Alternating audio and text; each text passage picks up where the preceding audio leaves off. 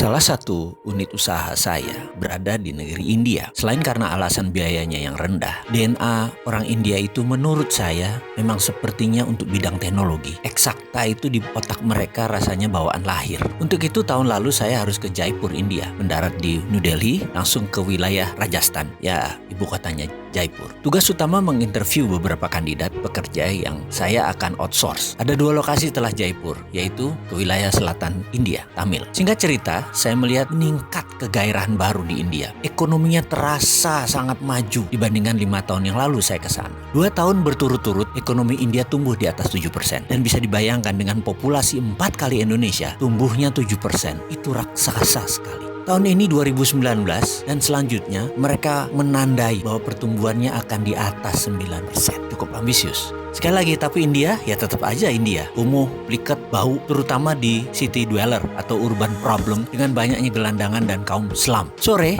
saya keluar cuci mata dari hotel. Sepanjang jalan banyak anak-anak yang menjual souvenir. Bagi saya sangat annoying, ganggu sekali. Mendesak terus, terutama ada satu anak yang usianya 12 tahunan kira-kira waktu itu. Kemana aja saya pergi dia menempel. Saya sampai gerah karena hampir 1 jam dia membuntuti saya dengan berbagai cara jualan. Kalau sebagai sales saya akui ini anak tough deal.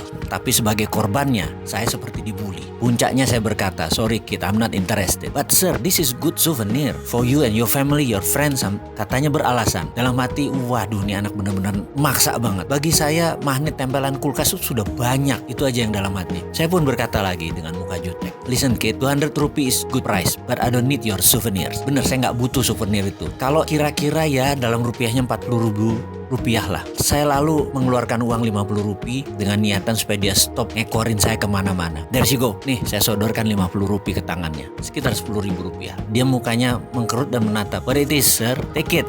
It's yours, saya bilang gitu. Lalu dia jawab dengan mata menyolot. Do you think I'm beggar? I'm a souvenir sales, sir. Take back your money. Just buy my souvenir. We're all done. Saya tersentak kaget dengan jawabannya. Not a beggar, kata saya dalam hati. Saya kagum dengan attitude-nya, dengan sikapnya. Dia mengatakan, saya bukan pengemis, saya penjual souvenir. Mengapa saya tersentak dengan jawaban itu?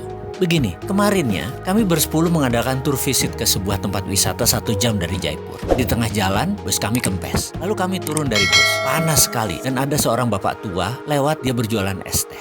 Dipanggul dengan panggulannya. Kami memesan beberapa minuman karena memang udara sangat panas terik. Ketika bus akan jalan, kami bertanya berapa harganya untuk 12 gelas teh es tadi. Dia berkata, 150 rupiah. Murah sekali, itu komentar kami pada saat itu. Saya pun mengeluarkan uang dan memberinya 300 rupiah dan berkata, take the chance, sir. Kata-kata ambil aja kembaliannya adalah bentuk apresiasi kami atas jasanya. Tapi, to my surprise, yang mengejutkan adalah dia jawab, no sir, this is your 150 rupiah. I'm not a beggar, I'm a tea seller. Kata-kata not a beggar membekas sekali di hati saya sampai saat ini. Karena apa faktanya? Besoknya, ini anak 12 tahun di depan saya juga berkata, I'm not a beggar. Bagi saya, what an attitude. Ini kalau begini bangsa India bisa menjadi negara besar seperti zaman Barat sebelum Inggris masuk mengoyak tradisi dan kebesaran India. Jadi, hati-hati Cina dan Amerika, ada India yang siap menyusul Anda.